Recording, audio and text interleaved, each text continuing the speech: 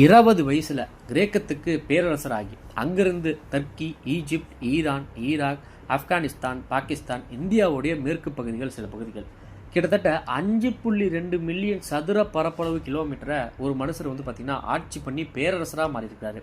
இப்போ இந்த காலகட்டத்தில், நம்ம காலகட்டங்களில் ஒரு நாடை அடிக்கணும்னு வச்சுக்கோங்களேன், ஒரு பட்டன் தட்டினா போதும், கண்டமிட்டு கண்டப்பாய் அடிக்கக்கூடிய ஏவுகணைகள்லாம் வந்துருச்சு. அந்த காலத்தில், அதாவது கிறிஸ்து பிறக்கிறதுக்கு 300 வருஷத்துக்கு முன்னாடியே ஒரு மனுஷர் வந்துக்கிட்டு இந்த ஈட்டி, இந்த வாள், இந்த கேடயத்தை வச்சு மட்டுமே இவ்வளோ பெரிய சதுர பரப்பளவை பார்த்திங்கன்னா ஆட்சி பண்ணியிருக்க முடியாது. அந்த மனுஷனோட வேகமும் விவேகமும் தன்னம்பிக்கையும் தைரியமும் இது ஒரு சேர்ந்த ஒரு மனுஷனால் மட்டும்தான் இவ்வளோ பெரிய சதுர பரப்பளவு கிலோமீட்டரை 20 வயசுலேருந்து 29 வயசுக்குள்ளே இவ்வளோ பெரிய இடத்துக்கு பார்த்திங்கன்னா பேரரசர் நடந்திருக்க முடியும். அப்பேற்பட்ட அந்த மாவீரன் தான் உலக மக்களால் இப்போ வரைக்குமே த கிரேட் அப்படின்னு சொல்லக்கூடிய அலெக்சாண்டரோட மூவி தான் இன்றைக்கி நம்ம பார்க்க போகிறோம். இந்த படத்தில் அலெக்சாண்டரை ஏன்டா கிரேட்டுன்னு சொல்கிறாங்க அப்படிங்கிறதையும், இந்த மாவீரன் எப்படிப்பட்டவன், அவன் எப்படியெல்லாம் போர் செஞ்சுருக்கான் அப்படிங்கிறது தான் இந்த படத்தோட ஸ்டோரியே. அலெக்சாண்டரோட ஃபுல்லான ஸ்டோரி பார்த்திங்கன்னா இந்த படத்தில் சொல்லியிருப்பாங்க. படம் உண்மையாலுமே வேறு லெவலில் தரமாக வெறித்தனமாக இருக்கும். படத்தை ஸ்கிப் மட்டும் பண்ணிடாதீங்க, வாங்க ஃபுல்லாக போய் பார்த்துடலாம். இந்த படத்தோட ஸ்டார்டிங் சீன்லேயே அலெக்சாண்டரை போர்க்களத்தில் தான் காட்டுறாங்க. அலெக்சாண்டர் பெர்ஷியா அப்படிங்கிற நாட்டு மேலே போர் தொடுத்து போகிறாரு. என்ன காரணம் அப்படின்னு சொல்லி பார்த்தோம்னா, அலெக்சாண்டரோட அப்பா இருக்கார் பார்த்தீங்களா, அவர் இறந்ததுக்கான காரணம் இந்த பெர்ஷியா நாட்டு மன்னனும் ஒரு காரணம். அப்படிங்கிறதுனால அலெக்சாண்டர் போர் தொடுத்து போகிறாரு. அலெக்சாண்டர் இவ்வளோ பெரிய பேரரசை பிடிக்கிறதுக்கு மிக முக்கியமான காரணம் யாருன்னு சொல்லி பார்த்தோம்னா அலெக்சாண்டரோட அப்பா தாங்க. ஏன்னா மேசிடோனியாங்கிற கிரேக்க பகுதியிலேருந்து மொத்த கிரேக்க பகுதியுமே பார்த்தீங்கன்னா ஒரு ஆட்சி பண்ணியிருக்காரு.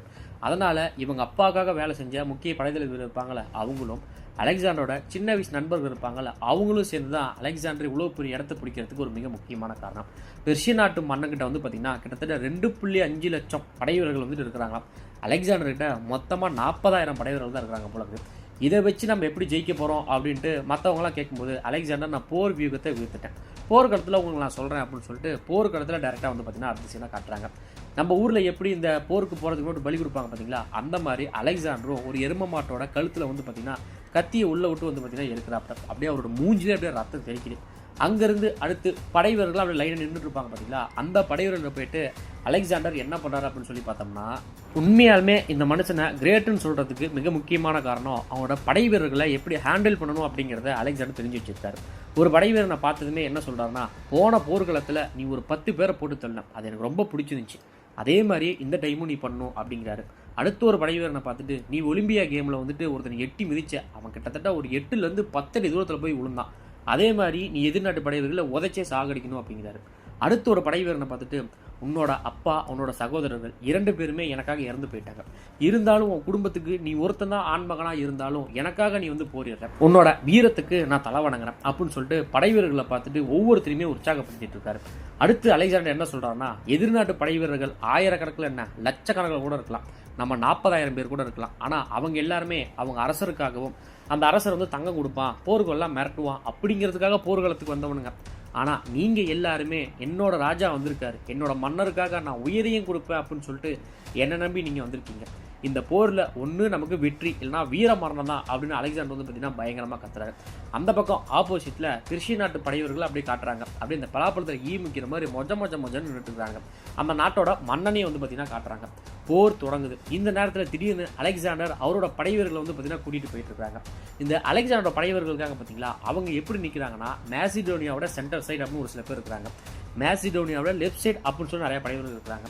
அலெக்சாண்டர் தலைமை தாங்கினது ரைட் சைடு. அதை கூட்டிட்டு அலெக்சாண்டர் போர்க்களத்துல எங்கேயோ போயிட்டு இருக்காரு. இது எல்லாத்தையுமே பெர்ஷிய நாட்டு மன்னன் பார்த்துட்டு நம்ம படைவீரர்களை பார்த்து அலெக்சாண்டர் ஓடுறான், அவனை விடாதீங்கடா பிடிங்கடான்னு சொல்லிட்டு இந்த மன்னருக்கு பக்கத்தில் இருக்கக்கூடிய படைவீரர்கள் அப்படியே அனுப்புறாப்ல. போர் பார்த்தீங்கன்னா பயங்கரமாக தொடங்குது. இந்த பெர்ஷிய நாட்டு படைவீரர்கள் எப்படி வரானுங்கன்னு சொல்லி பார்த்தோம்னா, ஒட்டகத்து மேலேயே வரானுங்க, அதே மாதிரி இந்த தேர்லாம் இருக்கும் பார்த்தீங்கன்னா, தேர் சக்கரங்கள் போட்டு வண்டி, அந்த வண்டியில் வரானுங்க. முதல்ல பார்த்தீங்கன்னா வில்லால அட்டாக் பண்ணுறாங்க. முதல்ல சண்டை போகிறது சென்டர் சைடு தான். இவங்க கிட்டத்தட்ட பார்த்தீங்கன்னா ஒரு 24 அடி உயரத்தில் ஈட்டி இருக்கும். இந்த ஈட்டி பார்த்தீங்கன்னா அலெக்சாண்டர் வெட்டிக்கு மிக முக்கியமான காரணம் என்னன்னா, படைவீரர்கள் தூரத்துலேருந்து வரும்போது இவங்க ஈஸியாக பார்த்தீங்கன்னா குத்தி கொண்டுருவாங்க. அந்த மாதிரி போர் வேகத்தை பயங்கரமாக சண்டை போட்டுக்கிறாங்க. லெஃப்ட் சைட்லையும் பார்த்தீங்கன்னா பயங்கரமாக சண்டை போயிட்டு இருக்கு. இந்த பக்கம் அலெக்சாண்டர் துரத்திக்கிட்டு ஒரு படைப்பிரிவு இருந்துச்சு பார்த்தீங்களா, அதை பார்த்ததுமே திரும்பி அலெக்சாண்டர் என்ன பண்ணாருன்னா, அவர் ரூட்டை மாற்றி வேற ஒரு பக்கமாக போயிட்டு இருக்காரு. மனுஷன் எங்கே போயிட்டு இருக்காருன்னு தெரியல. இதில் அலெக்சாண்டரோட லெஃப்ட் சைடு படைப்பிரிவு இருக்கும் பார்த்தீங்களா, அதில் நிறைய பேருக்கு சேதாரம் ஆயிடுச்சு. அதில் ஒருத்தர் என்ன சொல்கிறான்னா, அலெக்சாண்டரை உடனே இந்த பக்கம் வர சொல்லு, இல்லைனா லெஃப்ட் சைடில் இருக்கக்கூடிய மொத்த படைகளும் இறந்து போயிடுவாங்க அப்படின்னு ஒருத்தர் தகவல் கொடுக்குறாங்க. அலெக்சாண்டர் எங்கடா போயிட்டு இருக்காரு அப்படின்னு சொல்லி பார்த்தோம்னா, இந்த பெர்ஷிய நாட்டு மன்னர் இருப்பான் பார்த்தீங்களா, அந்த மன்னனை நோக்கியே வந்து பார்த்தீங்கன்னா போயிட்டு இருக்காங்க. இந்த பக்கம் அலெக்சாண்டரோட படைவர்களும் பயங்கரமாக வந்து சண்டை போட்டுட்டு இருக்காங்க. அலெக்சாண்டர் அப்படியே அந்த புழுதி பறக்க வந்து பார்த்தீங்கன்னா மனுஷன் வேகமாக போயிட்டு இருக்காரு. ஒரு வீரன், அதாவது ஒரு அரசன் எப்படி இருக்கணும் அப்படிங்கிறத அலெக்சாண்டர் நமக்கு தெளிவாக சொல்கிறாப்ல. என்னன்னா, படை வீரர்களுக்கு பின்னாடி இருந்துக்கிட்டு ஒரு போர் செய்யல, படை வீரர்களுக்கு முன்னாடி அப்படியே சிங்கம் மாதிரி குதிரையில் பாஞ்சு வேகமாக போயிட்டு இருக்காப்ல. போர்க்காலத்தில் உள்ளே போனதுமே பெர்ஷிய நாட்டு படை வீரர்களை தலை கை கால் எல்லாத்தையும் வெட்டி சதிச்சு மனுஷன் போயிட்டே இருக்கிறாப்ல. அந்த பெர்ஷிய நாட்டு மன்னன் அலெக்சாண்டர் புயலில் வரதை வந்து பார்த்தீங்கன்னா அப்படியே பயத்தோட பார்த்துக்கிட்டே இருக்கிறான். அடுத்து அலெக்சாண்டர் அந்த எதிர்நாட்டு மன்னனை பார்த்ததுமே ஒரு ஈட்டி இருக்கு, அந்த ஈட்டி எடுத்துட்டு அந்த மண்ணோட நெஞ்சுக்கே வந்து பார்த்தீங்கன்னா குறி வைப்பாப்ல. குறி வச்சு வீசும்போது அந்த மண்ணை லைட்டாக விலகிடுறான். இதுக்கு மேலே இங்கே இருந்தால் நம்ம இறந்துருவோம் அப்படின்னு சொல்லிட்டு அந்த பெர்ஷிய நாட்டு மன்னர் இருப்பான் பார்த்தீங்களா, அவன் புறமுதுகு கட்டி ஓட ஆரம்பிக்கிறான். அலெக்சாண்டரும் மொத்த படைவீரர்கள் இங்கே வாங்கடா, அவனை நம்ம கொல்லாமல் விடக்கூடாதா அப்படின்னு சொல்லி மொத்த படைவீரர்கள் கூப்பிட்ற அந்த நேரத்தில் இந்த லெஃப்ட் சைடில் நிறைய படைவர்கள் இறந்துட்டு இருப்பாங்க பார்த்தீங்களா, அதில் ஒருத்தர் ஓடி வந்துட்டு நீங்கள் அங்கே வரல அப்படின்னா நம்ம மொத்த படைவீரர்கள் இறந்துருவோம் அப்படின்னு வந்து பார்த்தீங்கன்னா அந்த படைவீரன் சொல்கிறான். அலெக்சாண்டர் அந்த பெர்ஷிய நாட்டு மன்னன் ஓடுறான் பார்த்தீங்களா, அதை பார்த்துட்டு மனுஷன் அப்படி வெறித்தனமாக வந்து கத்துறாரு. ஐயோ ஓடுறவன் நம்ம விட்டமடா அப்படின்னு சொல்லிட்டு மனுஷனுக்கு பயங்கர வெறி. இருந்தாலும் படை வீரர்கள் முக்கியம் அப்படின்னு சொல்லிட்டு அந்த படை வீரர் இருக்கக்கூடிய பகுதிகளுக்கு போகிறாங்க. அலெக்சாண்டர் தான் இந்த போர்லையும் வெற்றி பெறாரு. அடுத்ததா அலெக்சாண்டர் ஒரு மாவீரர் மட்டும் இல்லை, எவ்வளவு தன்மையானவர் அப்படிங்கிறது அதில் வந்துட்டு காட்டுறாங்க. அலெக்சாண்டர் அடிபட்ட அந்த போர் வீரர்கள் இருப்பாங்க பார்த்தீங்களா, அவங்கள போய் நேரடியாக சந்திக்கிறாரு. அதில் ஒருத்தன் சாகர திருவாயில் இருப்பான். அவங்ககிட்ட அலெக்சாண்டர் நிறையா போய் பேசும்போது அந்த படை வீரன் உங்களுக்காக போர்க்களத்தில் நான் இறக்குறேன் அப்படிங்கிறது எனக்கு ரொம்ப சந்தோஷம் தான் அப்படின்னு அவன் சொல்கிறான். அதுக்கு அலெக்சாண்டர் என்ன சொல்கிறான்னா, நீ எனக்காக போர் பண்ணி வீர மரணம் அடைய போகிற பற்றியா, அதை நான் சாகர வரைக்கும் என்னைக்கும் மறக்க மாட்டேன் அப்படின்னு அலெக்சாண்டர் சொல்கிறாப்ல. அவர் இறக்க போகிறாரு அப்படிங்கிறதுனால துடிச்சு சாகக்கூடாது அப்படிங்கிறதுனால இவங்க ஒரு கருணை கொலையை வந்து பார்த்தீங்கன்னா அந்த படை வீரனை பண்ணிடுறாங்க. அடுத்ததா அலெக்சாண்டரோட சின்ன வயசுல இருக்கக்கூடிய பருவத்தை காட்டுறாங்க. இவர் இவ்வளவு பெரிய பேரரசு ஆகிறதுக்கான காரணமே என்ன தெரியுமா, இவங்க அம்மா இவரை பேரரசர் ஆகணும் அப்படின்னு சொல்லியே வளர்த்திருக்காங்க. அலெக்சாண்டரோ அவங்க அம்மாவும் அலெக்சாண்டரோ அம்மாவோட படுக்கறையில் தூங்கும்போது அலெக்சாண்டரோட அப்பா வந்துட்டு பார்த்தீங்கன்னா வந்துடுறாரு. இவர் கொஞ்சம் மூர்க்கமன் கொண்டாடுறாங்க. தன்னோட மனைவி கிட்ட சந்தோஷமா இருக்கக்கூடிய அந்த நேரத்தில் அலெக்சாண்டர் இருக்கிறத வந்து பார்த்தீங்கன்னா அவங்க அப்பா பார்த்துறாரு. பார்த்ததுமே அவங்க அம்மா, அதாவது அலெக்சாண்டர் அம்மா இருப்பாங்க பார்த்தீங்களா, அவங்களோட கழுத்தையே வந்து பார்த்தீங்கன்னா அலெக்சாண்டர் அப்பா கழுத்தை பிடிச்சி நெரிக்கிறாப்ல. எத்தனை தடவை சொல்லியிருக்கேன், நம்மளோட அந்தரங்கரைக்கு வரக்கூடாது அப்படின்னு சொல்லிட்டு மனுஷன் கழுத்தை பிடிச்சி வந்து பார்த்தீங்கன்னா நெரிக்கிறாப்ல. நெரிக்கும் போது அலெக்சாண்டருக்கு அந்த சின்ன வயசுல என்ன தோணும், அப்பா மேலே ஒரு வெறுப்பு வரும் பார்த்தீங்களா, அந்த மாதிரி சம்பவத்தை இவங்க அம்மா பண்ணுற மாதிரி எனக்கு தோணுதுங்க. அங்கே இருக்கக்கூடிய ஆட்கள் எல்லாமே வந்துட்டு அலெக்சாண்டரோட அப்பாவை அங்கேருந்து தனியாக வந்து பார்த்தீங்கன்னா கூட்டிகிட்டு போயிடுறாங்க. அடுத்ததா அலெக்சாண்டர் சின்ன வயசில் போர் பயிற்சி பண்ணுவாங்க பார்த்தீங்களா, அதை வந்துட்டு காட்டுறாங்க. அலெக்சாண்டருக்கும் இன்னொரு அவர் ஏஜில் இருக்கக்கூடிய பையனுக்கு வந்துட்டு பார்த்தீங்கன்னா பயங்கரமாக போர் பயிற்சி அந்த மல்யுத்தங்கள் நடந்துட்டு இருக்கு. அதில் அலெக்சாண்டர் வந்துட்டு அடி வாங்குறாங்க. உடனே அந்த மாஸ்டர் ஒருத்தர் இருப்பார், அவரு தடுத்து விட்டு அலெக்சாண்டரை பார்த்து நீ நினைச்சா ஒரே அடியாக அவனை அடிச்சு போடலாம், ஏன்டா அடிக்க மாட்டேங்கிற அப்படின்னு அலெக்சாண்டரை பார்த்து கேட்கும்போது அவன் என்னோட உயிர் நண்பன், என்றைக்குமே அவன் மேலே வந்து பார்த்தீங்கன்னா ஒரு சிறு துளி காயம் கூட என்னாலேயோ மற்றவங்களாலேயோ ஆக விட மாட்டேன் அப்படிங்கிறாப்ல. அலெக்சாண்டர் தன்னோட நண்பர்களை எப்படி பார்த்துக்கிறாரு அப்படிங்கிறது இந்த காட்சியை நமக்கு எடுத்து கொடுது. அலெக்சாண்டர் இவ்வளவு அறிவாகவும் இவ்வளவு தெளிவாகவும் இருக்கிறதுக்கான காரணம் அவருக்கு குருவாக கிடைச்சவர் தான். உலக புகழ்பெற்ற அரிஸ்டாட்டில் இருக்கார் பார்த்தீங்களா, அவரு தான் நம்ம அலெக்சாண்டரோட குருவே.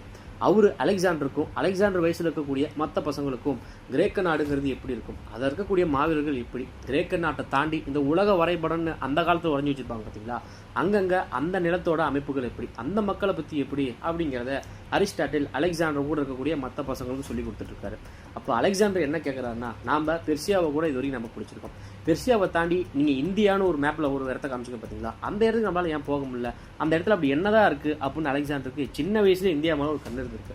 அதுக்கு அரிஸ்டாட்டில் என்ன சொல்கிறாருன்னா, நம்ம இந்தியா இருக்குது பார்த்தீங்களா, அதுக்கு எந்த வழியாக போகலாம் அப்படிங்கிற ஒரு மேப்பை காமிச்சு இந்தியாவிலேருந்து மறுபடியும் எப்படி நம்ம கிரேக்கத்துக்கு வரலாம் அப்படிங்கிற ஒரு வழியை வந்துட்டு காட்டுறாரு. அதுக்கு அலெக்சாண்டர் ஏன் நம்ம பெர்சியாவை பிடிச்சி நம்ம இந்தியாவை பிடிக்க முடியல அப்படின்னு ஒரு கேள்வி கேட்கும்போது அதுக்கு அரிஸ்டாட்டில் என்ன சொல்கிறாருன்னா, கிரேக்கர்களுக்குன்னு ஒரு வரலாறு இருக்கும் பார்த்தீங்களா, அது ஒரு சில குறிப்புகள் இருக்கும்ல, அதில் அந்த இந்திய பக்கத்தில் எந்த கிரேக்கம் போனாலும் அவனுக்கு மரண நிச்சயம் அப்படிங்கிற விஷயத்த அரிஸ்டாட்டில் அலெக்சாண்டர் கூட இருக்கக்கூடிய மற்ற பசங்களுக்கும் சொல்லி கொடுத்துட்ருக்காரு. அலெக்சாண்டரோட அப்பாவான 2ஆம் பிலிப் வந்து பார்த்தீங்கன்னா ஒரு போரில் ஜெயிச்சிட்றாப்ல. அதனால் அவருக்கு ஒரு குதிரையை வந்துட்டு பரிசாக கொடுக்குறாங்க. அவராலையும் மற்றவங்களாலையும் அந்த குதிரையை வந்துட்டு அடக்க முடியல. அப்போ வந்துட்டு இந்த குதிரையை ஒன்றும் பண்ண முடியாது அப்படின்னு சொல்லிட்டு அலெக்சாண்டரோட அவங்க அப்பா வரப்ப அலெக்சாண்டர் வந்து என்ன சொல்கிறாருன்னா, அந்த குதிரையை நான் அடக்கிறேன் அப்படின்னு சொல்கிறாரு. அதுக்கு அவங்க அப்பா என்ன சொல்கிறாருன்னா, தம்பி அது ஒரு எத்துருச்சுன்னு வச்சுக்குவேன், கை கலவாத மாதிரி நீ மூலையில் போய் உட்காந்துக்குவேன், அதனால் பேசாத கம்முன்னு உங்கள் அம்மா பக்கத்துலேயே உட்காந்துக்கோ அப்படின்னு அலெக்சாண்டரோட அப்பா சொல்கிறார். இல்லை அந்த குதிரையை நான் அடக்கிறேன் அப்படின்னு சொல்லிட்டு அலெக்சாண்டர் அந்த மைதானத்துக்குள்ளே அந்த குதிரையோட பக்கத்தில் போகிறாரு. அந்த குதிரைக்கு என்ன பிரச்சனை அப்படின்னு சொல்லி பார்த்தோம்னா, அந்த குதிரை தன்னோட நிழலை பார்த்தே வந்து பார்த்தீங்கன்னா பயந்துட்டு இருக்கு. அதனால் அந்த குதிரையை வந்து பார்த்தீங்கன்னா அந்த நிழல் பக்கத்துலேருந்து கொஞ்சம் தள்ளி அந்த குதிரையை கொஞ்சம் ஆசுவாசப்படுத்தி அந்த குதிரையை அமைதிப்படுத்தி அத்தனை பேர் முன்னாடி வந்து பார்த்தீங்கன்னா அலெக்சாண்டர் குதிரை மேலே ஏறினார். இதை பார்த்ததுமே அலெக்சாண்டரோட அப்பாவுக்கு பயங்கர சந்தோஷம். குதிரை மேலே ஏறினது மட்டும் இல்லாமல் அந்த குதிரை மேலேயே அலெக்சாண்டர் வந்து பார்த்தீங்கன்னா சவாரி கொண்டாரு. இதை பார்த்ததும் அலெக்சாண்டர் அவங்க அப்பாவுக்கு, ஆஹா நம்ம பையனும் நம்மள மாதிரி ஒரு பெரிய ராஜா வருவாண்டா அப்படின்னு மற்ற அவங்க நண்பர்களோட சந்தோஷப்பட்டுருக்காரு.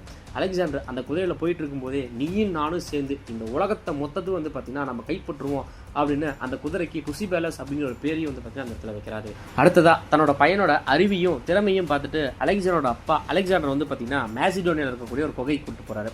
அந்த குகையில் என்ன இருக்குது அப்படின்னு சொல்லி பார்த்தோம்னா, இந்த கிரேக்கத்தில் இருக்கக்கூடிய மாவீரர்கள் இருப்பாங்க பார்த்தீங்களா, அவங்களோட ஓவியங்களை வந்து பார்த்தீங்கன்னா அவங்க செஞ்ச அந்த ஒரு முக்கியமான சம்பவங்களை ஓவியமாக வரைஞ்சி வச்சிருக்காங்க. அதில் முதல்ல வந்து பார்த்தீங்கன்னா ஹெர்குலிஸ் அப்படிங்கிற ஜியூஸின் மகன் இருப்பார் பார்த்தீங்களா, அவரோட ஓவியங்களை அவங்க வரைஞ்சி வச்சிருக்காங்க.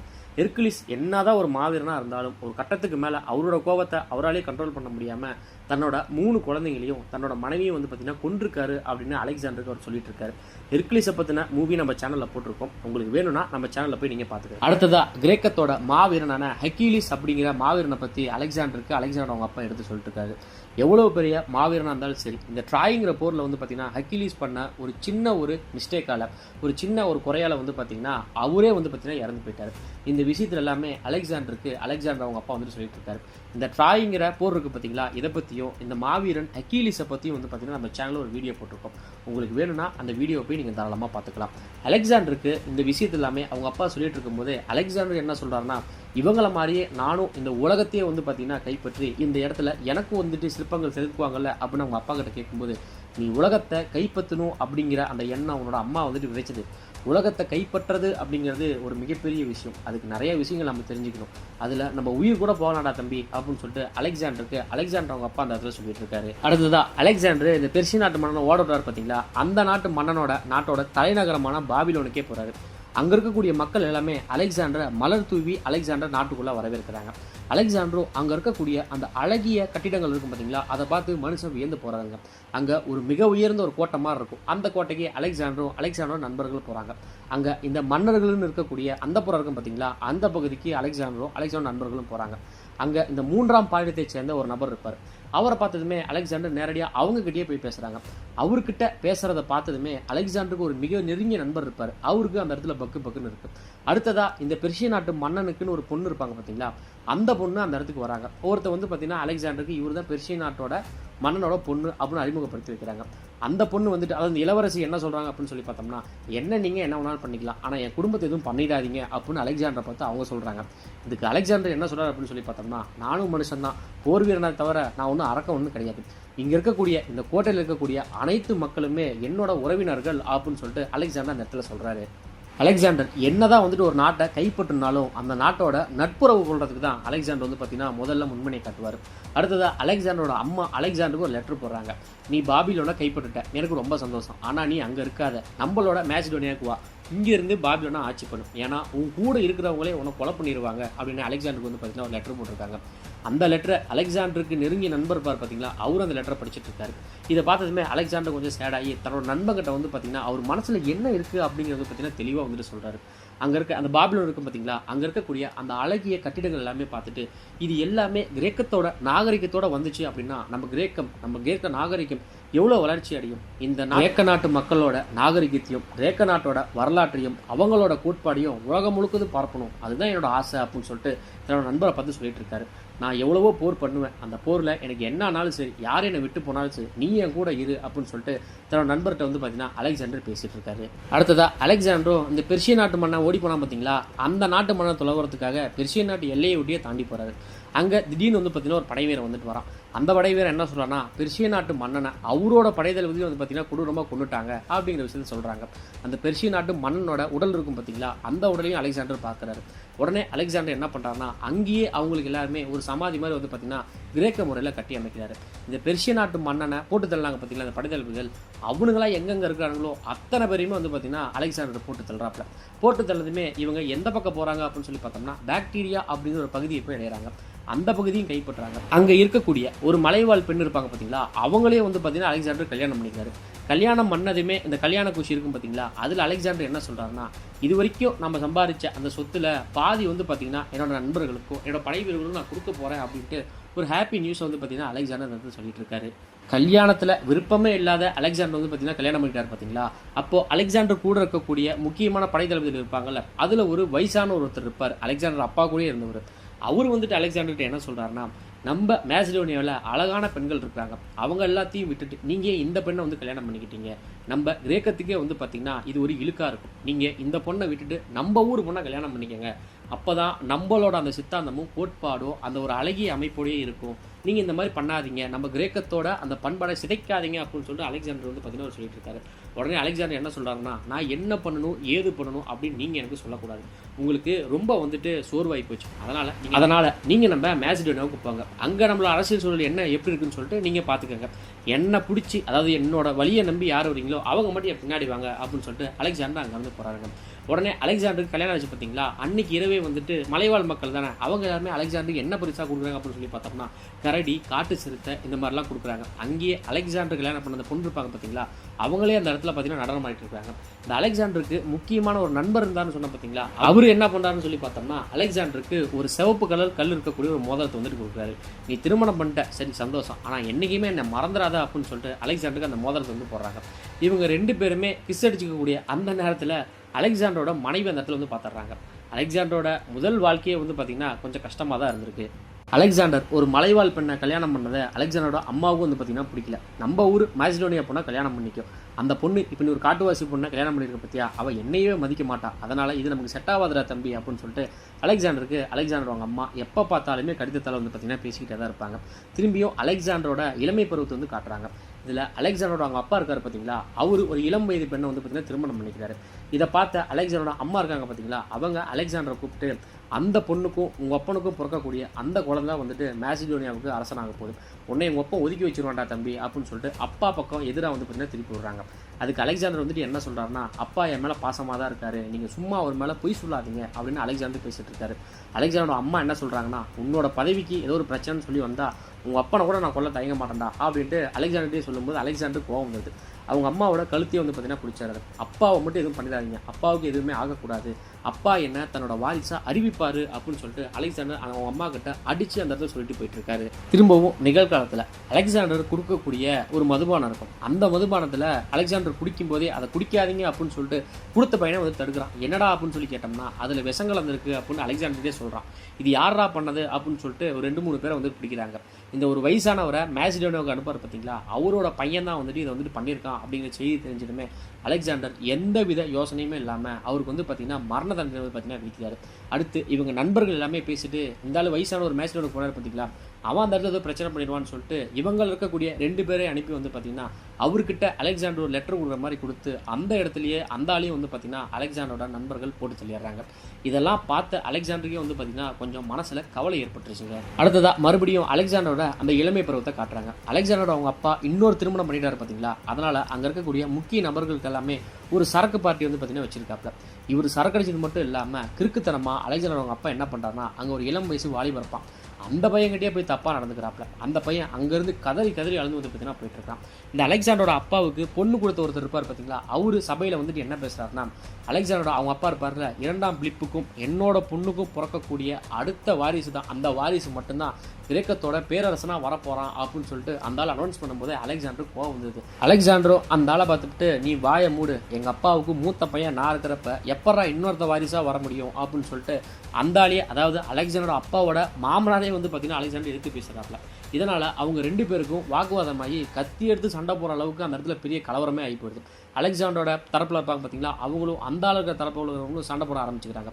உடனே அலெக்சாண்டர் அவங்க அப்பா என்ன பண்ணுறாருன்னா, ஒரு மேஜை மேலே ஏறி, இது என்னடா கல்யாண வீடா இளவு வீடா, ஏன்டா கத்திக்கிட்டு இருக்கிறீங்க அப்படின்னு சொல்லிட்டு உடனே அலெக்சாண்டரை பார்த்துட்டு அலெக்சாண்டர் அவங்க அப்பா என்ன சொல்கிறாருன்னா, இவர் நம்ம குடும்பத்தில் ஒருத்தராக மாறிட்டார், அவர் எதிர்த்து பேசுறது தப்பு, உன்னோட வயசில் ஒரு பெரியவர், போய் அவரோட காலில் போய் விழுவு அப்படின்னு சொல்லிட்டு அலெக்சாண்டரை பார்த்து சொல்கிறாரு. அவங்க அப்பா இப்படி ஒரு வார்த்தை சொல்லுவார் அப்படிங்கிறத வந்து பார்த்தீங்கன்னா அலெக்சாண்டர் எதிர்பார்க்கலைங்க. இந்த கூத்தை எல்லாமே அலெக்சாண்டர் அவங்க அம்மா வேடிக்கை பார்த்துட்டு தான் இருக்கிறாங்க. உடனே அலெக்சாண்டரும் அழுந்துக்கிட்டு அந்த இடத்துல இருந்து கிளம்பு போகும்போது, நான் சொல்கிறத நீ கேட்க மாட்டியா அப்படின்னு சொல்லிட்டு அலெக்சாண்டர் அவங்க அப்பா போதையில் தன் மாதிரி கீழே விழுந்துறாரு. மறுபடியும் எந்திரிச்சு, என்றைக்குமே நீ என்னோட அரசு வாரிசா நீ இருக்க மாட்டடா அப்படின்னு சொல்லிட்டு அலெக்சாண்டர் அவங்க அப்பா அந்த இடத்துல வந்து பார்த்தீங்கன்னா சொல்கிறாரு. அடுத்து அலெக்சாண்டரும் இந்த பாக்டீரியா பகுதியிலேருந்து அடுத்து எங்கே வந்திருக்காருன்னு சொல்லி பார்த்தோம்னா பல இடங்களை வெற்றி பெற்று இந்து குருஷ் அப்படிங்கிற மலைத்தொடருக்கு தான் வந்திருக்காரு. நம்ம இந்தியாவோட இமயமலை இருக்குது பார்த்தீங்களா, அதோட மலைத்தொடர் ஒரு பகுதிக்கு வந்து பார்த்தீங்கன்னா அலெக்சாண்டர் வந்துட்டார். அப்போது அந்த இமயமலையை அலெக்சாண்டர் பார்த்துட்டு இருக்கக்கூடிய நேரத்தில் அலெக்சாண்டர் நண்பர் வந்துட்டு வராரு. இந்த இடம் நமக்கு செட் ஆகலை, இந்த கிளைமேட் செட் ஆகலை, அதனால் நிறையா படைவர்கள் வந்து பார்த்திங்கன்னா சோர்ந்து போகிறாங்க. இங்கே இருக்கக்கூடிய படைவர்களுக்கு மட்டும் இல்லை, எனக்குமே வந்து பார்த்திங்கன்னா என்னோட மனைவியான குழந்தைங்களையும் நம்ம தாய்நாட்டையும் பார்க்கணும் போல இருக்குது, இங்கேருந்து நம்ம போகலாமே அப்படின்னு சொல்லிட்டு அலெக்சாண்டர் வந்துட்டு ஒரு நண்பர் சொல்கிறாரு. அதுக்கு அலெக்சாண்டர் என்ன சொல்கிறாருன்னா, நம்ம அரிஸ்டாட்டில் நம்ம குரு சொன்னார் பற்றியா, இமயமலையோட உச்சியிலேருந்து நம்ம நாட்டை வந்து நோக்கி பார்க்கும்போது நம்ம கிரேக்க பகுதியே வந்து தெரியும் அப்படின்னார்ல, அதை ஒரு நாள் நம்ம ஏறி பார்க்கணும், நம்ம வந்துட்டு இந்த இந்தியாவே வந்து கைப்பற்றணும், நம்மளோட ஆசை நம்ம லட்சியம் என்ன, கிரேக்கத்தை வந்து பார்த்தீங்கன்னா அந்த கிரேக்கத்தோட புகழை உலகம் முழுவதும் பரப்பணும், அதுதான் நம்ம லட்சியம், நம்ம லட்சியத்தை வந்து ஜெயிப்புண்டா அப்படின்னு சொல்லிட்டு அவங்களும் அங்கேருந்து பார்த்தீங்கன்னா கிளம்பி போகிறாங்க. இவங்க அடுத்ததாக இவங்க அந்த இந்து குருஷ் மலைத்தொடர் இருக்கும் பார்த்தீங்களா, அதோட காட்டுப்பாதையில் வந்து பார்த்தீங்கன்னா போயிட்டு இருக்கிறாங்க. அப்போ போயிட்டு இருக்கும்போது குரங்குகள் இருக்கும் பார்த்தீங்களா, அதையே மனுஷங்களாக நினச்சிக்கிட்டு அதையே வந்து பார்த்தீங்கன்னா சங்கிலிகளால் கூட்டிகிட்டு வந்துட்டு இருக்காங்க. அப்போ தான் அலெக்சாண்டரோட மனைவி இருப்பாங்கல்ல, இது மனிதர்கள் இல்லை, இது குரங்குங்கிற ஒரு எண்ணம்னு சொல்லிட்டு அலெக்சாண்டர் அறிமுகப்படுத்தி வைக்கிறாங்க. இந்த கால சூழலை, அதாவது நம்ம இந்தியாவோட காட்டு சூழலை வந்து பார்த்தீங்கன்னா அலெக்சாண்டரோட படைக்கு வந்துட்டு சுத்தமாக சேரல. இவங்க போகிற நேரத்தில் கிட்டத்தட்ட 3 மாதமாக தொடர்ந்து வந்து பார்த்தீங்கன்னா மழை பெஞ்சிட்டு இருக்கு. அதனால் பல பேர் வந்து பார்த்தீங்கன்னா நோயால் வந்து பார்த்தீங்கன்னா இறந்து போகிறாங்க. அங்கே விஷ பாம்புகள் இருக்கு பார்த்தீங்களா, அதாலையும் கடிபட்டு பார்த்தீங்கன்னா அலெக்சாண்டரோட படையவர்கள் இறந்து போயிட்டு இருக்கிறாங்க. அடுத்ததாக அலெக்சாண்டரும் அந்த காட்டுவாசி மக்கள் சில பேர் இருப்பாங்க, அவங்களையும் வந்து பார்த்தீங்கன்னா கேப்சர் பண்ணி அவங்களுடைய நட்புறவாக வந்து பார்த்தீங்கன்னா நடந்துட்டு இருக்காரு. உடனே அங்கே ஒரு நடன நிகழ்ச்சி நடக்குது. அதில் யார் நடனம் ஆடுறாங்க அப்படின்னு சொல்லி பார்த்தோம்னா, அலெக்சாண்டர் ஒரு 3ஆம் பாளையத்தை ஒரு பெண் இருப்பாங்க பார்த்தீங்களா, அவங்கள வந்து பார்த்தீங்கன்னா எப்பயும் பக்கத்தில் வச்சிருப்பாருல்ல, அவங்கள தான் அந்த இடத்துல நடனமாட சொல்லி நம்ம அலெக்சாண்டர் அழக பார்த்துட்டு இருக்காரு. திடீர்னு மனுஷன் என்ன யோசிச்சாருன்னு தெரியலைங்க, சரக்கு போதையில் அவரே போய் பார்த்தீங்கன்னா அந்த 3ஆம் பாளையத்தவர் இருப்பார் பார்த்தீங்களா, அந்த நபரையே ஹக் பண்ணி அவருக்கு வந்து பார்த்தீங்கன்னா ஒரு மொத்தமும் வந்து பார்த்தீங்கன்னா கொடுத்துட்றாங்க. இதனால் அங்கே இருக்கக்கூடிய நம்ம இந்திய நாட்டு பழங்குடி பெண்கள் இருப்பாங்கல்ல, அவங்க வந்து கொஞ்சம் மூஞ்சி சுழிச்சுக்கிறாங்க. இதெல்லாம் பார்த்தா அலெக்சாண்டரோட மனைவியே என்ன பண்ணுறாங்கன்னா, இது எல்லாமே நீங்கள் மறைமுகமாக தானே பண்ணிட்டு இருந்தீங்க, இப்போ என்ன பப்ளிக்காகவே வந்துட்டு பண்ணுறீங்களா, இதற்கு கொஞ்சமாக பிடிக்கல அப்படின்னு சொல்லிட்டு அந்த இடத்துல பேசிகிட்டு இருக்கும்போது அலெக்சாண்டரோ, செல்லாம் கோச்சிக்காத, நீ ரூமுக்கு போ, நான் உன்னை வந்து அங்கே வந்து பார்க்குறேன் அப்படின்னு சொல்லிட்டு தன்னோட மனைவியை வந்து பார்த்தீங்கன்னா அலெக்சாண்டரோ அனுப்பி வச்சிடறாரு. அலெக்சாண்டரும் அந்த பழங்குடி மக்கள் இருப்பாங்க பார்த்தீங்களா, அங்கே இருக்கக்கூடியவங்ககிட்ட நெருக்கமாக பழகிறது இந்த கிரேக்க மக்கள், அதாவது கிரேக்கத்தை சேர்ந்த அலெக்சாண்டர் நண்பர்கள் இருப்பாங்க பார்த்தீங்களா, அவங்களுக்கு வந்து பிடிக்கல. அதில் ஒருத்தர் வந்துட்டு என்ன சொல்கிறாருன்னா, என்னடா அலெக்சாண்டரை பார்த்துட்டு கிரேக்க மக்களோட பாரம்பரியத்துக்கு இங்கே இருக்கக்கூடிய இந்த பழங்குடி காட்டுவாசி மக்கள் 1% கூட நிகரானவங்க இல்லை, நீ இந்த கிரேக்கத்தோட நம்ம நாட்டோட பெருமையை நாகரிகத்தை இவங்க கிட்ட திணிக்கணும்னு நீ நினைக்கிற, கிரேக்கத்தோட பாரம்பரியத்தை நீ அழிக்கிற, நீ பண்ணுறது தப்பு அப்படின்னு சொல்லிட்டு அலெக்சாண்டர் சொல்லிட்டு இருக்கிறப்ப அலெக்சாண்டர் என்ன சொல்கிறாருன்னா, ஓகே உனக்கும் வந்து பார்த்தீங்கன்னா கொஞ்சம் ஓய்வு தேவைப்படுதுன்னு நினைக்கிறேன், அதனால் இந்த பாக்டீரியா பகுதியை கைப்பற்றணும் பார்த்தியா, அந்த இடத்த போயிட்டு நீ கொஞ்சம் பார்த்துக்கோ அப்படின்னு சொல்லிட்டு அவர் சொல்கிறாரு. அதுக்கு அவர் என்ன சொல்கிறாருன்னா, இப்படி தான் அலெக்சாண்டர் நம்ம யாராவது எதிர்த்து பேசினோம்னா உடனே இங்கேருந்து வேறு இடத்துக்கு அலெக்சாண்டர் அனுப்பிடுறாரு அப்படின்னு சொல்லிட்டு இவங்க 2 பேருக்குமே வந்து பார்த்தீங்கன்னா வாய் தகராறு ஆரம்பிக்குது. அலெக்சாண்டரோட நண்பர் என்ன சொல்கிறாருன்னா, நாங்கள் மட்டும் இங்கே இல்லை அப்படின்னா உன்னால் நம்மளோட கிரேக்க நாட்டை விட்டு வெளியே வந்திருக்க முடியாது, நாங்களாம் இல்லைன்னு ஒரு பெரிய மாவீரனே கிடையாதுடா அப்படின்னு சொல்லிட்டு அவர் பேசும்போது அலெக்சாண்டருக்கும் பயங்கரமான கோபம் வருது. நீ போதையில் பேசுகிற, ஏதோ வந்து தெளிவாக பேசு, போயிட்டு வா அப்படின்னு சொல்லிட்டு தள்ளுமுள்ளு நடந்துட்டு இருக்கக்கூடிய அந்த நேரத்திலே அலெக்சாண்டரோட நண்பர்கள் இருப்பாங்கல்ல, அவங்க அந்த நபரை வந்து பார்த்தீங்கன்னா தனியாக கூட்டிகிட்டு போகிறாங்க. மறுபடியும் அவர் பயங்கரமாக கோவப்பட்டு திரும்பி வந்துட்டு வராங்க. இங்கே இருக்கக்கூடியவங்க யார் இறந்து போனாலும் உனக்கு எந்த ஒரு கவலையுமே கிடையாது, இங்கே நிறையா பேர் காலநிலையில் இறந்து போகிறது கூட உங்கள் கண்ணுக்கு தெரியலையா அப்படின்னு சொல்லிட்டு அலெக்சாண்டர் தாறுமாறாக திட்டக்கூடிய அந்த நேரத்தில் அலெக்சாண்டர் கோவம் வந்து மனுஷன் என்ன பண்ணுறாருன்னா, பக்கத்தில் ஒரு வாழோ ஈட்டியவங்க அதே ஒன்று எடுத்துக்கிறாரு. எடுத்து அந்த நபரோட வயிற்றுலேயே வந்து பார்த்தீங்கன்னா சொருகிறாருங்க. சொருவுனதுமே அலெக்சாண்டர் நான் பண்ணது தப்பு அப்படின்னு சொல்லிட்டு சம்பவ இடத்துலேயே கதறி அழுகுறாருங்க. கிட்டத்தட்ட மனுஷன் 4 நாளாக வந்து பார்த்தீங்கன்னா சாப்பிடாம தனிமையிலே இருக்காரு. அலெக்சாண்டரோட மனைவி வந்து பார்த்தீங்கன்னா அலெக்சாண்டரை பார்க்கக்கூடிய அந்த நேரத்தில் அலெக்சாண்டருக்கு ரொம்ப நெருங்க நண்பர் இருப்பார் பார்த்தீங்களா, அவரோட அலெக்சாண்டரோட மனைவியாக இருந்தாலும் அலெக்சாண்டர் யாரையும் பார்க்கக்கூடாது அப்படின்னு சொல்லிட்டு வந்து பார்த்தீங்கன்னா அலெக்சாண்டர் சொல்லிட்டாரு அப்படின்னு சொல்லிட்டு அலெக்சாண்டரோட மனைவிக்கிட்டே சொல்கிறாங்க. இதனால் அலெக்சாண்டரோட நண்பருக்கும் அலெக்சாண்டரோட மனைவிக்கும் வந்து பார்த்தீங்கன்னா அந்த இடத்துல கொஞ்சம் சண்டை வருது. அடுத்ததான் அலெக்சாண்டரோட இளமை பருவத்தை வந்து பார்த்தீங்கன்னா மறுபடியும் காட்டுறாங்க. அப்போது அலெக்சாண்டர் அவங்க அப்பாவும் 2 பேருமே வந்து பார்த்தீங்கன்னா குதிரையில் போயிட்டு இருக்காங்க. அலெக்சாண்டர் அவங்க அப்பாவுக்கு வந்து பார்த்தீங்கன்னா ஒரு செலவு வந்துட்டு வச்சுருக்காங்கன்னா, ஏன்னா இந்த கிரேக்க மக்களே மேசிடோனியா மக்களை வந்து பார்த்தீங்கன்னா காட்டுவாசிகள் தான் சொல்லுவாங்களாம். இந்த மேசிடோனியாவும் கிரேக்க பகுதியில் தான் இருக்குது. ஆனால் இந்த மேசிடோனியா பகுதியில் இருந்தே மொத்த கிரேக்கத்தையும் அலெக்சாண்டர் அவங்க அப்பா வந்து பார்த்தீங்கன்னா கேப்சர் பண்ணியிருக்காரு. அதனால் ஒரு பெரிய விழா மாதிரி அலெக்சாண்டர் அவங்க அப்பாவுக்கு ஒரு செலவு வந்துட்டு வச்சுருக்காங்களாம். இவங்க 2 பேரும் பேசிட்டு போயிட்டு இருக்கக்கூடிய அந்த நேரத்தில் அலெக்சாண்டர் அவங்க அப்பா ஒருத்தர் அறிமுகப்படுத்தி வைக்கிறாரு. இவர் யாருன்னு உங்களுக்கு நல்லாவே தெரியுதா, அலெக்சாண்டர் ஒருத்தர் கொண்டாரு பார்த்தீங்களா, அவர் தான்.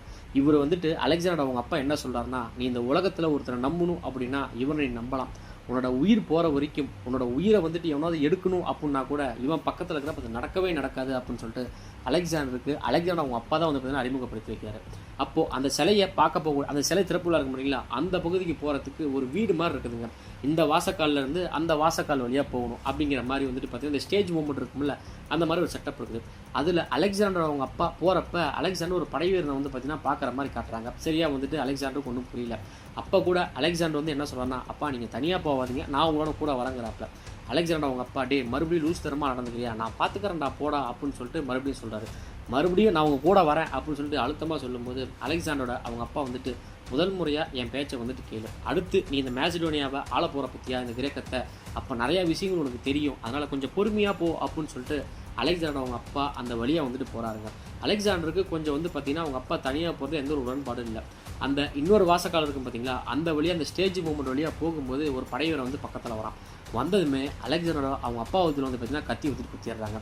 இந்த பையன் யார் அப்படிங்கிறது நீங்கள் நோட் பண்ணி பார்த்தீங்கன்னா, அலெக்சாண்டர் அவங்க அப்பா ஒரு போதையில் வந்து பார்த்திங்கன்னா ஒரு பையன் தவறாக நடந்திருப்பார்ல அவரோட கல்யாண பார்ட்டியில், அந்த பையன் தாங்க கத்தி எடுத்து அலெக்சாண்டர் அவங்க அப்பாவோட வயிற்றுலேயே வந்து பார்த்திங்கன்னா நறுக்குன்னு வந்து குத்திட்டான். அந்த இடத்துல கத்திர சவுண்டு கிட்டதுமே அலெக்சாண்டர் வேகமாக ஓடுறாரு. இந்த பையனும் குத்திவிட்டு அங்கேருந்து தப்பிச்சு போகிறதுக்கு வேகமாக ஓடிட்டு இருக்கான். அவனை பிடிக்கிறதுக்கும் கிரேக்க படை வீரர்கள் துரத்திக்கு போயிட்டு தாங்க இருக்கிறார். அலெக்சாண்டரோட அவங்க அப்பா வந்து பார்த்திங்கன்னா அலெக்சாண்டரோட மடியில் தாங்க கிடக்கிறாரு. ரத்த வெள்ளத்தில் மனுஷன் வந்து பார்த்திங்கன்னா அப்படியே கிடக்கிறாரு. தன்னோட கண் முன்னாடியே தன்னோட மடியிலேயே வந்து பார்த்திங்கன்னா அலெக்சாண்டரோட அவங்க அப்பா அந்த இடத்துல இறந்துட்டாரு.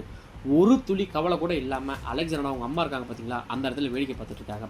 அவங்களுக்கு பக்கத்துலேயே அலெக்சாண்டரோட அவங்க அப்பா இன்னொரு பொண்ணை திருமணம் பண்ணியிருப்பா பார்த்தீங்களா, அவங்களுக்கு குழந்தை பிறந்திருக்கு. அவங்களும் அங்கே தாங்க வந்துட்டு இருக்கிறாங்க. அலெக்சாண்டர் கொண்டாம் பார்த்தீங்கன்னா ஒரு பையன், அலெக்சாண்டர் அவங்க அப்பா கொண்டாம் பார்த்தீங்கன்னா ஒரு பையன், அந்த பையனும் சம்பவத்திலே போட்டு தெளியாதாங்க. உடனே அங்கே இருக்கக்கூடியவங்க எல்லாருமே சேர்ந்து என்ன பண்ணுறாங்கன்னா, அலெக்சாண்டரோட அவங்க அப்பாவோட தலையில் கீழே தூக்கி அலெக்சாண்டரை தலையில் வச்சுட்டு, இனிமேல் கிரேக்க பேரரசர் அலெக்சாண்டர் தான் அப்படின்னு சொல்லிட்டு அலெக்சாண்டரை அந்த இடத்துல வந்து பார்த்தீங்கன்னா அரசராக வந்துட்டு பார்த்தீங்கன்னா மாற்றிடுறாங்க.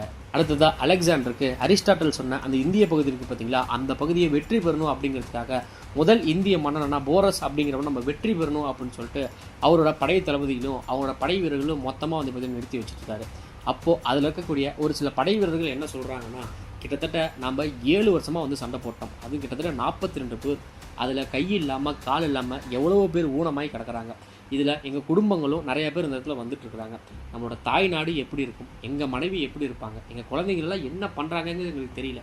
அதனால் இந்த போர் நமக்கு வேணாம், இங்கேருந்து கிளம்பலாம். அதே மாதிரி இந்திய பகுதியில் இருக்கக்கூடிய அந்த போரஸ் மன்னருக்கால அவன் யானைப்படை வச்சுருக்கான்னு சொல்லி எங்களை பயமுறுத்துறாங்க. இது வரைக்கும் நம்ம செஞ்ச போரில் யானையவே பார்த்ததில்ல, எப்படி போர் பண்ணுறது, அதனால் இங்கேருந்து நம்மளோட தாய்நாட்டுக்கே போயிடலாம் அப்படின்ட்டு அங்கே இருக்கக்கூடிய படைவர்கள் எல்லாமே பேசிகிட்டு இருக்கிறாங்க. அப்போ அலெக்சாண்டர் என்ன சொல்கிறாருன்னா, இவ்வளவுதான் உங்களோட வீரமா, 42 போரை சந்திச்சிட்டிங்க, இந்த போரை பார்த்து ஏன் பயப்படுறீங்க, ஏன் யானைனா அந்த யானைக்கு சாவு இருக்காதா, நீங்கள் எல்லாம் வீரர்கள் தானே, நம்ம கிரேக்கத்துலேருந்து கிளம்புறப்ப என்ன முடிவு பண்ணணும், நம்ம கிரேக்கத்தோட புகழையும் நம்ம வளர்ச்சியும் நம்ம நாகரிகத்தையும் இந்த பூமி முழுக்க மறுமுனை வரைக்குமே நம்ம பரப்பணும் அப்படிங்கிறத நம்ம கோட்பாடு. அதெல்லாம் நீங்கள் மறந்துட்டீங்களா, நம்ம போரில் எவ்வளவு சண்டை போட்டாலும் உங்களுக்கு வந்துட்டு நான் எவ்வளவு சரிப்பங்கா அங்கே இருக்கக்கூடிய செல்வத்தை நான் பிரித்து கொடுத்துருக்கேன், எனக்குன்னு ஏதாவது நான் சேர்த்து வச்சுக்கிட்டேனா அப்படின்னு அலெக்சாண்டர் கேட்குறாப்புல. அதில் ஒரு படை வீரன் என்ன கேட்குறா அப்படின்னு சொல்லி பார்த்தோம்னா, நீங்கள் கொடுத்த அந்த செல்வத்தை எடுத்துகிட்டு போகிறதுக்கு நாங்கள் முதல்ல உயிரோடு இருக்கணும்ல அப்படின்னு ஒருத்தன் கேட்குறான். இன்னொருத்தன் கோவப்பட்டு என்ன கேட்குறான் அப்படின்னு சொல்லி பார்த்தோம்னா, இதுக்காக தான் இந்த உலகத்தை மொத்தமாக பிடிக்கணும் அப்படிங்கிறதுக்காக உங்கள் அப்பாவை கூட நீ அரசனானியா அப்படின்னு சொல்லிட்டு ஒருத்தன் கேட்டுறாங்க. உடனே அலெக்சாண்டருக்கு அந்த இடத்துல பொத்துக்கிட்டு கோவம் வருது. எவன்டா அதை சொன்னவன், அவனுக்கு நான் மரண தண்டனை விதிக்க போகிறேன்டா அப்படின்னு சொல்லிட்டு அங்கே இருக்கிற படை வீரர்கள் நீ தான் சொன்னியா அப்படின்னு சொல்லிட்டு மனுஷன் கதறிக்கிட்டே அழுதுகிட்டே பேசுகிறாங்க.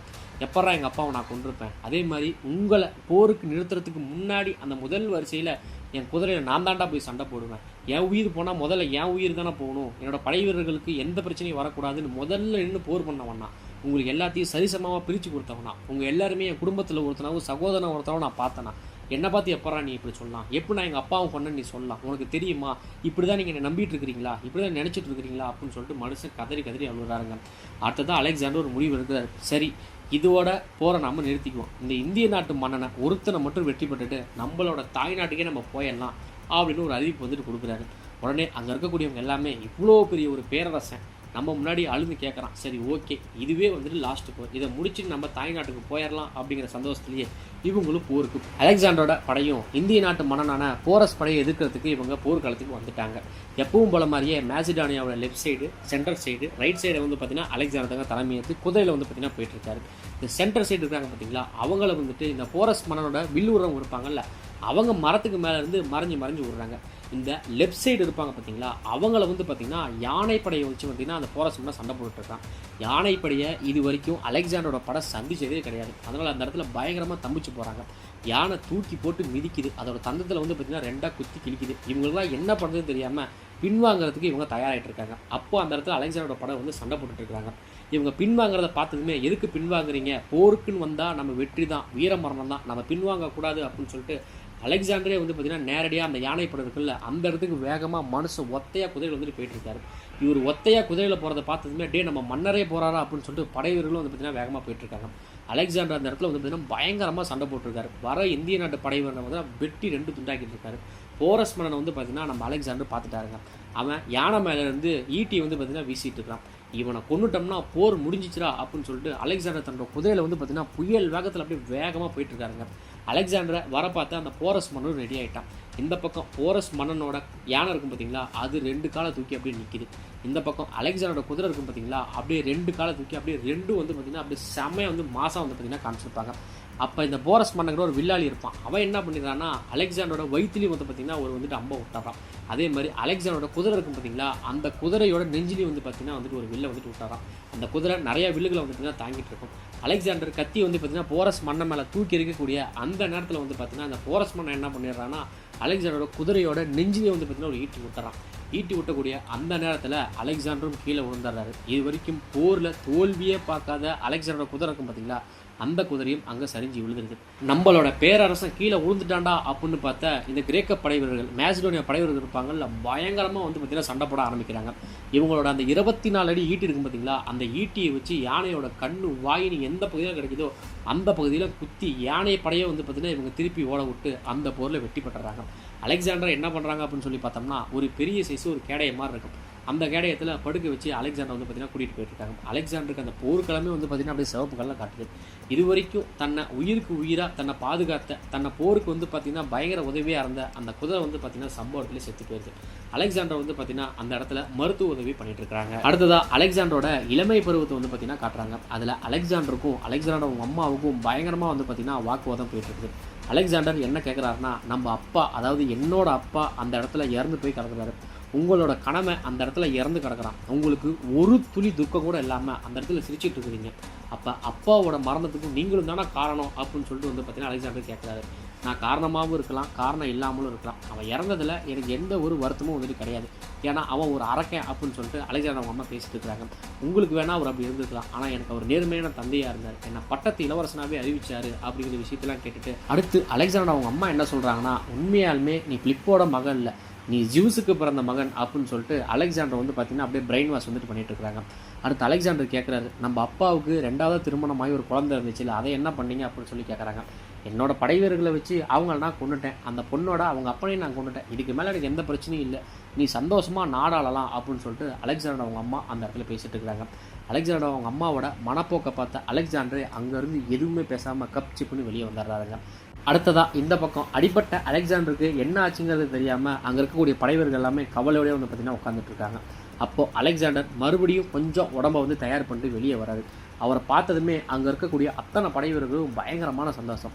அலெக்சாண்டர் ஒரு அறிவிப்பு வந்து பார்த்திங்கன்னா வெளியிடுறாரு, இதுக்கு மேலே இங்கே நாம் போர் பண்ண போகிறது கிடையாது, நம்ம எல்லாருமே நம்ம தாய்நாட்டுக்கே போகிறோம் அப்படின்னு சொல்லிட்டு அங்கேருந்து அலெக்சாண்டரோட மொத்த படையை வந்து பார்த்திங்கன்னா தன்னோட தாய்நாட்டுக்கு வந்து பார்த்திங்கன்னா போயிட்டுருக்குறாங்க. அடுத்து அலெக்சாண்டர் மேசிடோனியாவுக்கு போகாமல் மறுபடியும் பேபிலோனுக்கே வந்து பார்த்திங்கன்னா வந்திருக்காரு. உடனே அங்கே இருக்கிறவங்க எல்லாருமே உன்னோட நண்பர், அதாவது அலெக்சாண்டர் உயிர் நண்பர் இருப்பார் பார்த்தீங்களா, அவருக்கு வந்து ஏதோ ஒரு நோய்வாய் தாக்கப்பட்ட மாதிரி ஆகிப்போட்டார் பழக்கு. உடனே அலெக்சாண்டர் வேகமாக அங்கே போய் பார்க்குறாரு. அலெக்சாண்டர் தன்னோட நண்பனை பார்த்து கதறி எழுதுறாரு. அங்கே இருக்கக்கூடிய அந்த மருத்துவர்கள் இருப்பாங்களே அவங்களை கூட்டு கேட்குறப்ப, எங்களால் எதுவுமே பண்ண முடியாதுங்க, இவரை காப்பாற்ற முடியாது அப்படின்னு அந்த இடத்துல சொல்லிடுறாங்க. உடனே மனுஷன் பயங்கர கொலவெறியோட எங்கே போகிறாரு அப்படின்னு சொல்லி பார்த்தோம்னா தன்னோட மனைவியை பக்கம் தாங்க போகிறாரு. உடனே அங்கே இருக்கிறவங்க அத்தனை பேருமே வெளியே போக சொல்லிட்டு, எதுக்கு என் நண்பனுக்கு நீ விஷத்தை கொடுத்த அப்படின்னு அலெக்சாண்டர் தன்னோட மனைவியோட கழுத்தை நசுக்கியே வந்து பார்த்தீங்கன்னா கேட்டுருக்காரு. அப்போ அவங்க என்ன சொல்கிறாங்கன்னா, நான் எதுவுமே பண்ண கிடையாது, நான் உங்கள் வாரிசை சுமந்துட்டு இருக்கிறேன் அப்படின்னு சொல்லிட்டு அவங்களும் சொல்லிட்டு இருக்கிறாங்க. இவங்களோட கழுத்தை நெருக்கக்கூடிய அந்த நேரத்தில் திடீர்னு அந்த இடத்துல வந்து பார்த்தீங்கன்னா முகம் பார்க்கக்கூடிய ஒரு பொருள் இருக்கும். அந்த பொருளை பார்த்ததுமே அலெக்சாண்டரோட அவங்க அப்பா சின்ன வயசில் எப்படி அவங்க அம்மாவை கழுத்து நெரிப்பார், அதே மாதிரி அலெக்சாண்டரும் வந்து பார்த்தீங்கன்னா அவரோட மூஞ்சி பார்க்கும். உடனே வந்து பார்த்தீங்கன்னா மனுஷன் அவங்களோட கழுத்தில் வந்து பார்த்தீங்கன்னா கையை எடுத்துட்டு அங்கேருந்து இதுக்கு மேலே நீ என்னை பார்க்கவே வரக்கூடாது அப்படின்னு சொல்லிட்டு அலெக்சாண்டர் அங்கேருந்து கிளம்பி போயிடுறாங்க. அலெக்சாண்டரோட உயிர் நண்பன் இறந்ததுனால அலெக்சாண்டர் வந்து பார்த்தீங்கன்னா ரொம்ப மனசு உடைஞ்சு போகிறாரு. அடுத்து கொஞ்ச நாள் கழிச்சு மீதி இருக்கக்கூடிய படைத்தலைவர்கள் இருப்பாங்க பார்த்தீங்களா, அவங்களோட சேர்ந்து வந்து பார்த்தீங்கன்னா அலெக்சாண்டர் கொஞ்சம் சரக்கடிச்சிட்டு இருக்காரு. இவர் அந்த மதுக்கோப்பையை தூக்கும் போதே இந்த மீதி இருக்கக்கூடிய நண்பர்கள் இருப்பாங்கல்ல, அவங்கெல்லாம் ஒரு மாதிரி டிஃப்ரெண்ட்டாக வந்து பார்க்குறத அலெக்சாண்டரும் பார்க்குறாரு. அந்த மது கோப்பை இருக்கும் பார்த்தீங்கன்னா, அந்த ஒயின் இருக்கும் பார்த்தீங்களா, அந்த ஒயினில் வந்து பார்த்தீங்கன்னா இவங்க அம்மா மெடுசாவாக இருக்கிற மாதிரி இருக்கக்கூடிய ஒரு காட்சி வந்துட்டு வரும். இந்த மெடுசா அப்படிங்கிறவங்க கிரேக்கத்தில் வந்துட்டு ஒரு புராணத்தில் ஒரு சாபத்தை வாங்கின ஒரு பெண்ணுங்க. அந்த உருவத்தை பார்க்குறாரு. இருந்தாலும் பரவாயில்ல, நம்ம சரக்கடிப்புண்டா அப்படின்னு சொல்லிட்டு 20லேருந்து 29 வயசுக்குள்ள கிட்டத்தட்ட 5.2 மில்லியன் சதுர பரப்பளவு கிலோமீட்டரை ஆட்சி பண்ண ஒரு மிகப்பெரிய பேரரசனான அந்த அலெக்சாண்டர் த கிரேட் ஒரு நோய்வாய் தாக்கப்பட்டு மரணப்படுக்கையில் வந்து பார்த்திங்கன்னா படுத்திருக்காருங்க. அந்த மரணப்படுக்கையில் படுத்திருக்கக்கூடிய அந்த நேரத்தில் கூட அலெக்சாண்டருக்கு பக்கத்திலேயே ஒரு 3வது பாலினத்தை ஒரு நபர் இருப்பார் பார்த்தீங்களா, அவங்க தான் அலெக்சாண்டருக்கு ஒன்றும் ஆகாது அப்படின்னு சொல்லிட்டு பணிவடைகளை வந்து பார்த்திங்கன்னா பண்ணிட்டு இருக்கிறாங்க. அங்கே இருக்கக்கூடிய நிறைய பேர் வந்து பார்த்திங்கன்னா அலெக்சாண்டருக்கு எதுவும் ஆயிடக்கூடாதுன்னு சாமி கூட பார்த்திங்கன்னா வேண்டிட்டு இருக்கிறாங்க. அவ்வளோதான், அலெக்சாண்டருக்கு மரணம் நெருங்கி விட்டது அப்படின்னு தெரிஞ்ச அலெக்சாண்டரோட நண்பர்கள் இருப்பாங்க பார்த்தீங்களா, படை தளபதிகள், அவங்க உன்னோட வாரிசு யார் அப்படிங்கிறத நீ தெரியப்படுத்திடு அப்படின்னு சொல்லிட்டு அலெக்சாண்டர் கேட்குறாங்க. அப்போ அலெக்சாண்டரோட மனைவி வந்துட்டு இது என்ன கேள்வி, அவரோட வாரிசை நான் என் வயிற்றில் சுமந்துட்டு இருக்கிறேன், அந்த குழந்தை தான் அடுத்த வாரிசுன்னு அவங்க சபையில் சொல்லும்போது அங்கே இருக்கக்கூடிய மற்ற படைத்தளபதி அலெக்சாண்டர் நண்பர்கள் எல்லாமே அவங்களோட பொருட்டாக கூட பார்க்காம அங்கேருந்து துரத்தி விட்டாங்க. அலெக்சாண்டரும் மரணப்படுக்கையில் படுத்திருக்கக்கூடிய அந்த நேரத்தில் இவங்களோட அந்த போர்க்குடி சின்ன இருக்கும் பார்த்தீங்களா, அது ஸ்லோ மோஷனில் ஆடுறதை அப்படியே அலெக்சாண்டர் பார்த்துட்டு இருக்காரு. அவரோட உயிர் நண்பர் ஒரு சிவப்பு கல் வச்சு ஒரு மோதிரம் இருக்கும் பார்த்தீங்களா, அந்த மோதிரத்தை அப்படியே கழட்டி அப்படியே மேலே தூக்கி காட்டிட்டு இருக்காருங்க. இவங்களோட அந்த கொடியில் வந்து பார்த்திங்கன்னா ஒரு கழுகு வந்து பார்த்திங்கன்னா சின்ன இருக்கும். அந்த கழுகு அப்படியே அலெக்சாண்டர் நோக்கி பறந்து வரக்கூடிய அந்த நேரத்தில் அலெக்சாண்டர் வந்து பார்த்திங்கன்னா அப்படியே அவரோட மோதிரத்தை கீழே போட்டுறாரு. அலெக்சாண்டர் சம்பவ இடத்துலேயே வந்து பார்த்திங்கன்னா இறந்தார். இந்த உலகத்திலேயே தலை சிறந்த ஒரு மாவீரன் இறந்து போயிட்டான். அப்போ அந்த நேரத்தில் கூட அவங்க நண்பர்கள் எல்லாமே யார் யாருக்கு எந்தெந்த பகுதி அப்படின்னு சொல்லிட்டு அந்த இடத்துல அடிச்சுக்கிட்டு இருக்கிறாங்க. அலெக்சாண்டரோட அம்மா இருப்பாங்க பார்த்தீங்களா, எவ்வளவுதான் ஒரு குடும்பக்காரியாக இருந்தாலும் தன்னோட பையன் இறந்து போன அந்த செய்தியை போயிட்டு அவங்களும் அந்த இடத்துல மனசு உடஞ்சி போயிடுறாங்க. அலெக்சாண்டரோட மனைவியும் அலெக்சாண்டரோட அவங்க அம்மாவும் அந்த இடத்துல வந்து பார்த்திங்கன்னா ஓரம் கட்டி வச்சிடுறாங்க.